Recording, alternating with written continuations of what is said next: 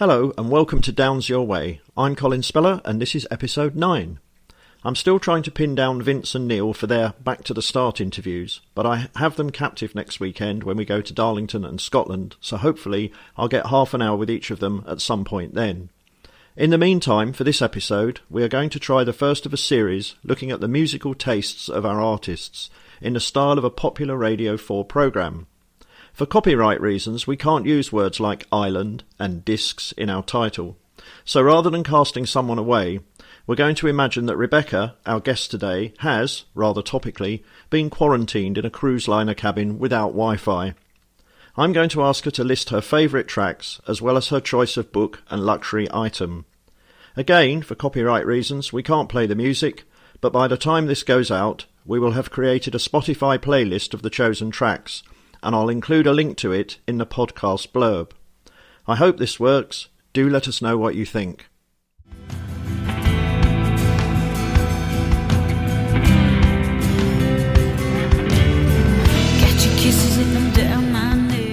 Rebecca, welcome to the Downs Your Way podcast, coincidentally named after you.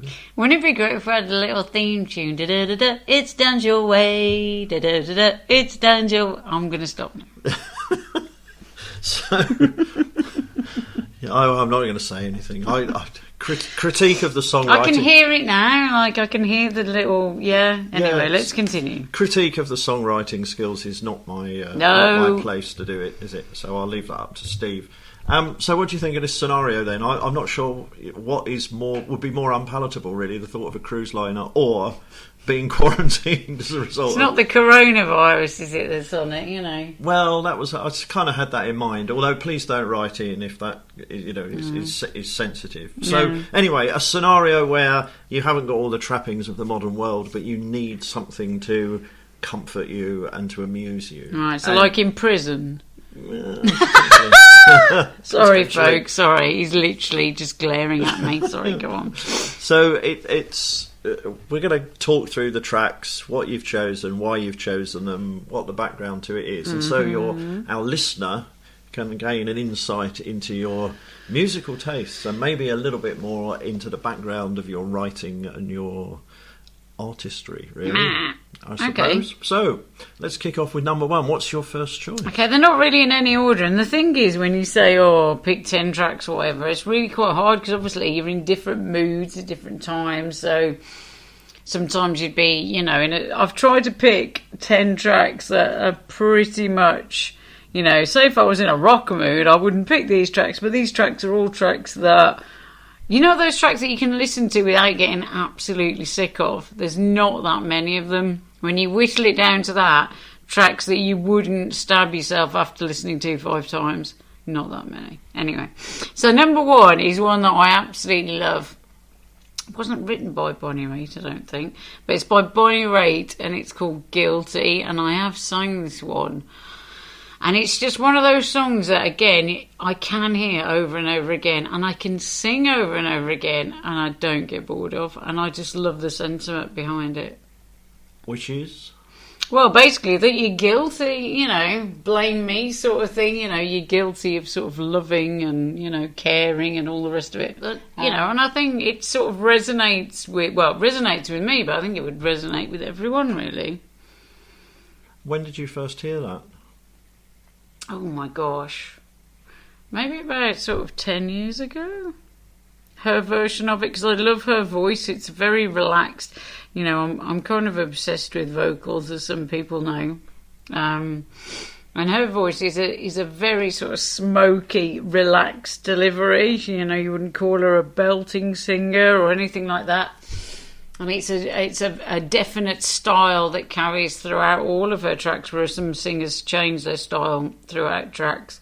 And it's just her way of delivering it. It's just so subtle but so beautiful. And if you listen to it, listen to the lyrics, it's if you don't like it, I'll be upset and I'll come round your house. No, I won't do that. I'll send Ralph round to have a word with you. Send Ralph round to have a word, yes. Just in case you think we're doing this by a babbling brook or a trickling stream. The reality is, I'm afraid, we're sat next to a fridge freezer that's decided to do its defrost mode. No, we're not. We're by babbling book slash stream. I think this particular weekend with Storm Dennis around, there's plenty of scope for... Who names these storms like Storm Dennis? Like what the... You know what I mean? Just saying. Maybe we should have a competition to see what people think Storm Rebecca would be like. Characteristics. Oh, a lot of hot air that would be. I'm very loud. Give you something that you won't regret, and I got you now. I got you now. Okay, so that's number one, pinned down. What about? Right, let's move on to number two then on your list. Number two is a song by a singer who, whenever I think of him now, it does actually break my heart because he ended his own life. But Chris Cornell, from one of my favourite bands, Soundgarden. There's a Soundgarden track in here as well. But the Bond theme that he did called "You Know My Name," and again, I could listen to this over and over again. It's just freaking amazing. His delivery, his vocal prowess is above and beyond. He reaches notes that most female singers can't reach. And if you do know something about voice registers, you've got in basic, you've got your chest, your very low register, your head voice. Though some people call them different things. Your head voice is just your regular singing voice, and your falsetto, or like there's a belt voice in between. And this guy just belts like crazy on such high notes. He just blows me away. And again, he's the whole focus of the song, even though it's James Bond and can sometimes, be a bit crass, even though I'm a big James Bond fan myself. But sometimes the songs can be a bit too tongue-in-cheek and a bit too silly. This one is just, goodness me, it strikes at the heart of you. It's quite an aggressive song, even in the way the lyrics are structured. It's, just an incredibly strong song, sang by one of the best singers of our time, I think. The quiz question would be, which James Bond film is that the theme to? I'll leave that to our listeners. Yes, I think so as well, because I can't remember. It's called You Know My Name. I know which one it is, but I'll leave it to you. Answers on a postcard. No prizes. No prizes. Feeling things that I can't explain. I love the heat coming. Okay, number three. Number three is something completely different, and I think all these have a theme. I'm just looking down them, and I've realised they have a theme. No matter if they're rock or heavy or, whatever. I've picked songs that, as I say, I don't think I could ever get sick of. So not just songs that I listen to all the time, because there's hundreds and thousands of those. And this one is by Ella Fitzgerald. It's Every Time We Say Goodbye. Again, another song that I have sang in the past. But Ella's delivery is just above and beyond, and you're thinking about different vocals. Ella's delivery style is obviously the delayed coming in, so you're coming in kind of a beat late, a bit Frank Sinatra. You've got this almost honey tone, but the thing you've got with Ella as well, I always think, is a lot of the singers around that time, especially the female singers, were hooked on heroin because it was cheaper than alcohol, and they were actually given it, instead of alcohol by the band leaders and the managers that sort of took them out on the road. Billie Holiday is great. She's obviously great.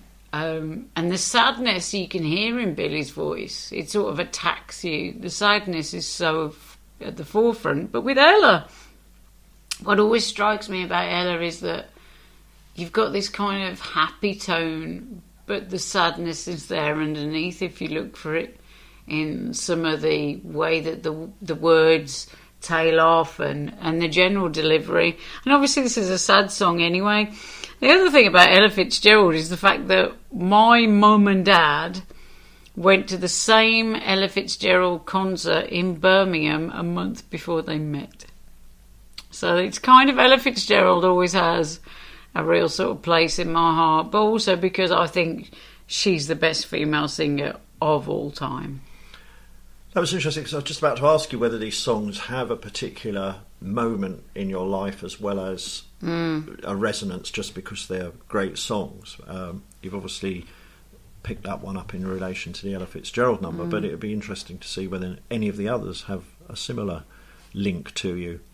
I mean, they do, really. I mean, because a song always takes you back to a moment where it really resonated with you. And every time we say goodbye as well, I mean, if you try to sing some of these older songs, you'll be absolutely kicked in the guts by how hard they are to sing and to make sound and to do any justice. A lot of the Cole Porter ones, very, very similar, and this one is no question that this is pretty damn hard to sing. From this game and I got you now. Okay, so where are we now? I suppose up to number 4. Now, some people will hate me and loathe me for this, but I quite like being hated and loathed in a way, because at least it's a reaction and not just a non-reaction. I find that people hate people that are successful.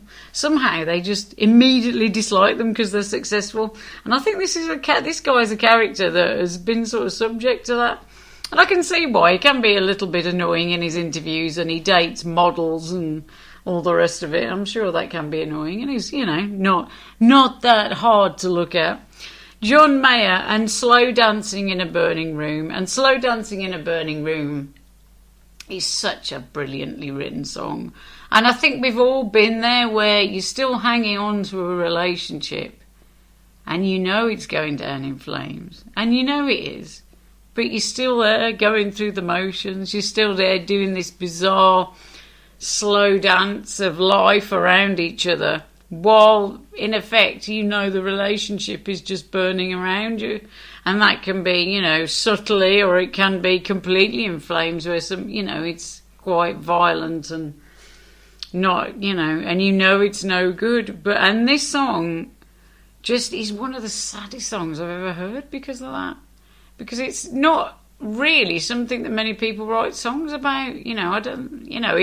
It's that moment when this is over, but you're still there. You're still there.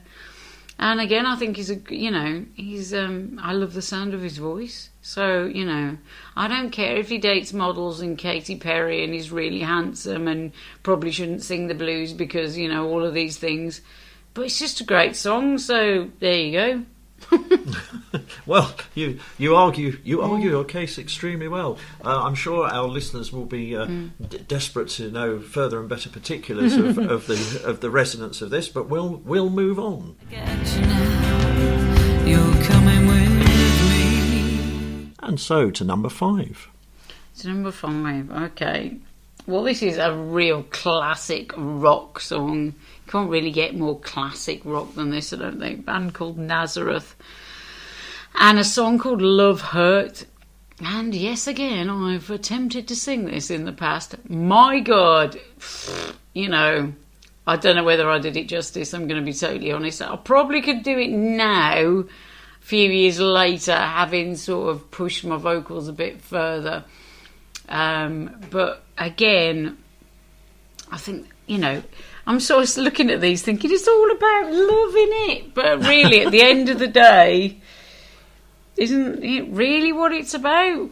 I know, people regard money and material objects and status and all the rest as really important things, and they are important to a certain extent, but really, at the end of the day, love in all different ways, love for your family, love for your friends, love for the person that you're with. And, it's called Love Hurts for a reason, and it's love hurts, love scars, love wounds, are the lyrics of this song. And again, to sing it is a real delight, because you kind of realise when you sing a song and when you interrogate a song to that degree that you're preparing to sing it and to try and do it justice, just how damn good the vocalist is. And another amazing vocalist, please check it out. Nazareth, Love Hurts.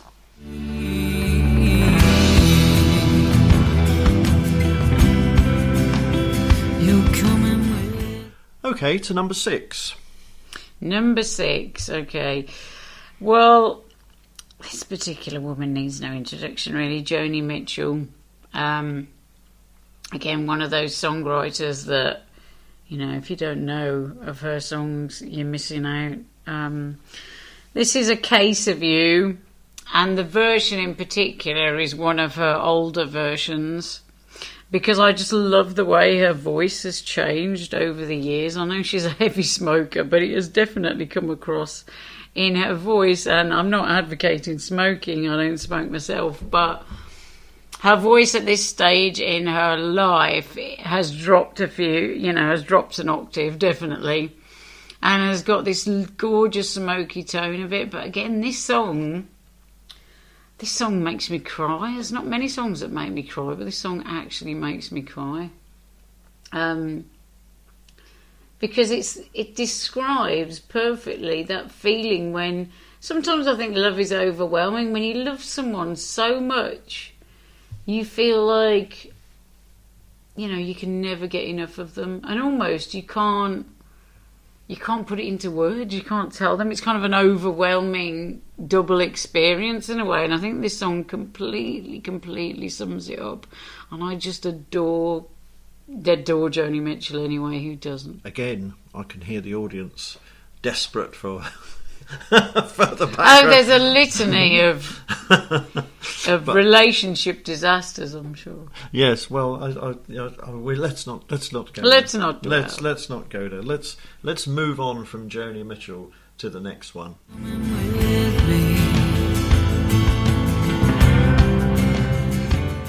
And I think we're now up to number 7. We are up to number 7 now. It's quite funny, actually, because I was speaking to a fellow musician the other week who hates this band. And they are a bit Marmite. I don't think Steve's a massive fan. But for a singer, people who know me know that Freddie Mercury was like, oh my God, how did I love that man? I bloody love that man. And this song, Queen, The Show Must Go On. And it's just such a... I heard it on the radio again the other day. That's why it's on this list, I guess, because it's all popped back up again. It's this desperation in the song and the way it's sang and delivered by Freddie. You know, it doesn't matter. Inside my heart is breaking. My makeup may be flaking, but my smile still goes on. And anyone that performs knows the truth of those words. You know, you can be absolutely falling apart inside, but you'll be on stage giving it.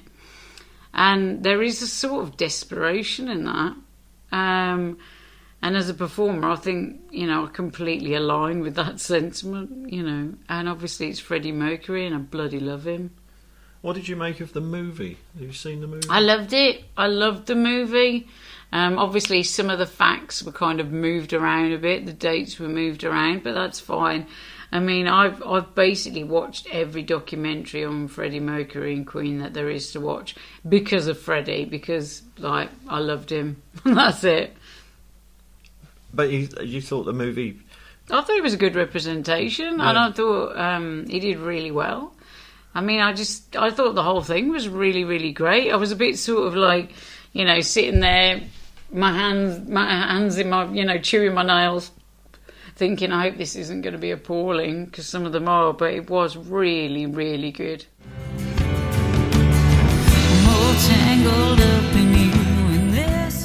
And so to number 8. Yes, losing count here. Number 8. Oh, I love this man so much. Again, he's easy on the eye, girls. I'm not gonna lie. And when I was younger, I think I had a massive crush on him. But it's, again, when you see him live, perform live, it's like this, you know, force of nature. There's no stopping him. I don't know how he does it. He does like 4-hour performances. The crazy, crazy man. This is a song called I'm on Fire, which is, you know, it's got that kind of, you know, the thing we tried to capture in Night Train was like the train feel, and this has got it, but it's like, you know, again, it describes that desire, that sort of, that place where you were at, where the only thing you can think about is that other person. and it's all consuming, and you are on fire. And those are the moments that I think we all live for, to be honest with you. But again, it's just the beauty of the writing and the production and the way he sings it, It's just spectacular. Forgive me if I've missed this, but I don't think you mentioned the name of the artist. Bruce Springsteen, the boss. And again, is there a particular resonance of that number to you? Yes, and we're not going to go there. Okay. Interviewer retreat, 90 miles an hour, engage reverse gear. Yeah, Simpsons style, off into the distance. This is something I have to do, and I got you now. Which brings us round to number 9. I think we're number 9. Number 9, like a little bus. This is Ricky Lee Jones and Something Cool. And again, it's one of those songs that makes me cry. And I don't cry at songs. I don't want to cry at songs, but I kind of want to cry at this one. It's a live recording of this. And I don't think I've ever heard a live recording of a song so perfectly delivered. It couldn't be improved if you tried. And I think why I've included this is because a lot of the time you get a live performance that just cuts through any recorded performance that artist could deliver. It's the moment. And that's why, you either like live recordings or you don't. You do suffer sometimes on the quality, but then you'll get something in the performance that is so electric that it's worth everything else not being quite as clinically recorded as a studio recording. And this is that. It captures the delivery of this is, I just cannot believe how good it is. And it's about, again, it's a subject that's never really touched on. It's about a woman of a certain age looking back to when she was young, and so, believes that was the time that she was beautiful, and it's so sad, but it's so beautiful. A really unique song. You're just so unique. Ricky Lee Jones smashes this. Listen. There, you've been told. Listen. So, as I said earlier, Spotify playlist, hopefully you can pick it up from there. Non-fans of Spotify, please don't write in. It's just a vehicle. You can still listen to it, even if you're not on Spotify. Yeah. You don't have to sign up to anything. No. I got you now. No, number 10. Number 10 now. I've got to include this. I included him before in his solo form, Chris Cornell, but this is Soundgarden, a band that strike at the very core, I think, of everything that I do. A song called Jesus Christ Pose. If I could have written this song, I would have probably I could die happy. It's just such a striking song. I do love rock, and I do love a lot of things that are way heavier than this, but this is so resonating. You're staring at me in my Jesus Christ pose, arms strung out like I'm carrying a heavy load, and it's like, and the other line is like I've got the nails through my hands, It's like, I guess he wrote it in a way that I would assume is about looking at somebody and thinking that they're this God, and they're not a God. They're just a guy. They're just a man. You're looking at me like I'm Jesus Christ. I'm not Jesus Christ. I'm a singer singing a song. And this, again, it's his voice is just scarily good. The performance is unbelievable. And it just rips right through you. In fact, everything Soundgarden did ripped right through me. Just take it in, listen to it, love it, enjoy it. It's strong. Leave reality outside the door, 'cause this is all it's worth living for. So, is that it? We are at number 10? I think 10, because otherwise, I could go on. into, right, now, 1028 is, and when I'm in the mood for X, Y, Z, I listen to, it's like, come on, a bit boring. I've tried to pick 10 songs there that, as I say, there's not many songs. If you really want to whittle down the songs that you love, just think, would I get tired of this song? Could I listen to it over and over and over and over again on a desert island and not get tired, or on a cruise ship and not get tired of it? There's not that many. No, indeed. And actually, the programme around which this particular episode is modelled, actually, I think only includes 8 songs, probably for reasons of time, but also much the same reason. It's quite interesting, isn't it, to sort of constrain yourself to that list, because I think even if most of us put together like a playlist or something, it would quickly grow to sort of 20, 30 songs. Oh, really quickly. And of course, it depends what mood you're in and all that. So to try and say to yourself, these are songs that I wouldn't get tired of, it's actually quite hard. Yes, it's interesting to think of a mood that sort of goes through that particular list. This list, mood-wise, is about, I would say, the thing that links it is vocal performances. Looking at it myself, it's those different textures of voices, the way that they're used, to deliver different versions of how you can open up a song vocally. There's so much going on there vocally with those songs. It's kind of they're a lesson in how to sing. Alexa, show me strong vocal performances. And they wouldn't come up with these. They'd come up with somebody sort of, Mariah Carey belting out something, which is fine if that's what you like, but not my particular choice. Okie dokie. Living for, I got you now. So, we've done the discs. You've got the option to take in a book and a luxury item. So, which particular book would you take? Oh my God. I mean, I read every single day, every single night before I go to bed. I read. A lot of the time, read way too late and then wake up tired. I'm absolutely obsessed with post-apocalyptic novels and, and I love a trilogy. Oh my God, I love a trilogy. Just so that I know I'm in with those characters for the long haul. I'm actually reading at the moment Stephen King's Tower series. It's got a huge amount of books, which is brilliant. Stephen King's a ledge. But I would take in, I love an author called Hugh Howey. I love him, post-apocalyptic craziness. There's a trilogy, the Wool Trilogy. Would I be able to take in a trilogy? If it was one volume, which you can get it in one volume, yeah, I'm going to squeeze that in. So it's the Wool Trilogy, Wool. If I couldn't take in a trilogy, yes, Ralph, Ralph's here, he's agreeing with me. Dog of the podcast this week, again, it is Ralph. Ralph Stewart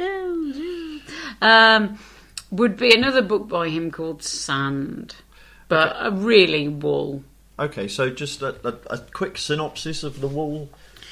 Well, scenario. Life as we know it is over, and you're living in a silo, kind of an upside down silo, which is like, a city, but in underground, and that's all people have known for hundreds of years now, because the outside is too dangerous, noxious gas wires in the air, and people have, that's their life. That's their life in the silo.